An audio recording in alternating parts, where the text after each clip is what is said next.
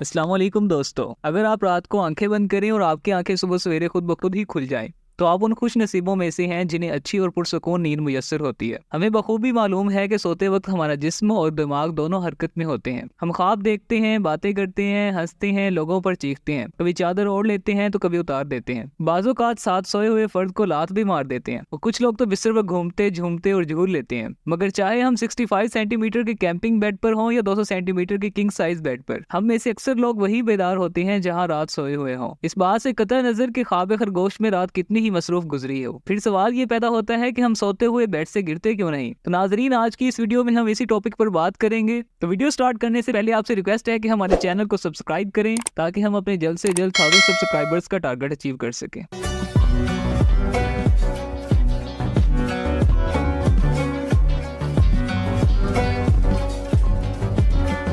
नाजरीन, university of Oxford में professor Russell poster ने बताया है कि यह हैरानी की बात है क्योंकि नींद में हमारा इर्द गिर्द से राब्ता बिल्कुल मुनक़ते होता है। सिर्फ इसी सूरत में आंखें खुलती हैं अगर कोई चीखे के उठ जाओ। हमारा जिस्म रिसेप्टर्स की मदद से मालूमात जमा करता रहता है, यानी एक हिस्स ऐसी मौजूद है जो कभी सोती ही नहीं। इनका कहना है कि ये छठी हिस्स की तरह है। जब हम बच्चे होते हैं तो ये इस कदर अच्छी नहीं होती, इसीलिए बचपन में कुछ लोग बेड से गिर जाते हैं, मगर उम्र के साथ साथ इसमें बेहतरी आती है। तो नींद में भी हम पूरी तरह अपने हालात से बेखबर नहीं होते, मगर इसका असर तब नहीं होता जब हम नींद में चलने लगे और हमारी दीवार से टक्कर हो जाए। क्या इसका छठी हिस्से कोई ताल्लुक है? फिल्मों और ड्रामों में इसे ऐसी हिस्स जाहिर किया जाता है जो हमें कुछ बुरा होने से पहले बेचैन कर देती है या फिर हमारा भूतों से राब्ता कराती है। मगर फोस्टर जैसे साइंसदान कहते हैं कि ये कोई ऐसा मामला नहीं, इसे साइंस की जुबान में प्रोप्रियोसेप्शन कहते हैं और साइंसदानों को 1 सदी से ज्यादा अरसे से इसका इल्म है। न्यूरो साइंस के कुछ माहिरीन ने 19वीं सदी में इस हवाले से तहकीक की थी, जिनमें अजीम साइंसदानों में से एक फ्रांसीसी शहरी क्लॉड बर्नार्ड, स्कॉटलैंड के मारूफ एनाटॉमिस्ट सर चार्ल्स बेल, जिन्हें न्यूरोलॉजी में बड़े माहिरीन में से एक समझा जाता है, और सर चार्ल्स शेरिंगटन शामिल हैं। शेरिंगटन को 1932 में तिब का नोबेल इनाम मिला था और इन्होंने ही छठी हिस्स का नाम प्रोप्रियोसेप्शन रखा था। इस बारे में ज्यादा मालूमात बहुत बाद में मिली। आप खुद भी इसका तजर्बा कर सकते हैं। अपनी आंखें बंद करें और अपने दाएं हाथ की शहादत की उंगली को अपने नाक पर लगाएं।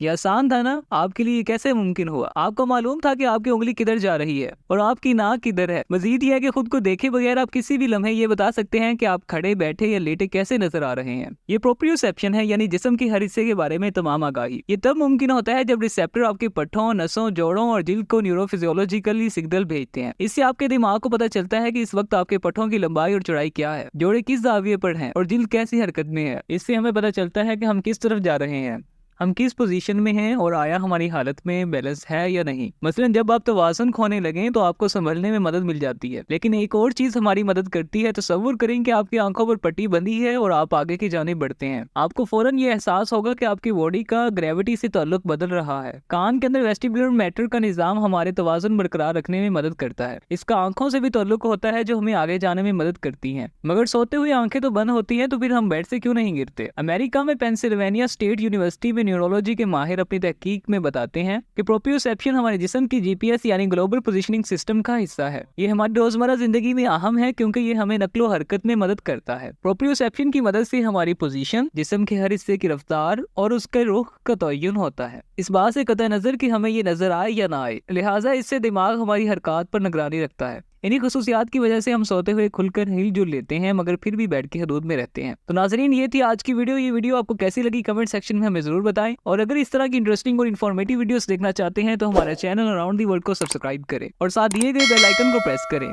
ताकि हर नई आने वाली वीडियो को नोटिफिकेशन सबसे पहले आपको मिल सके। So till then, keep growing, keep learning. मिलते हैं अगली वीडियो में, तब तक ढेर सारी दुआओं के साथ। अल्लाह हाफिज।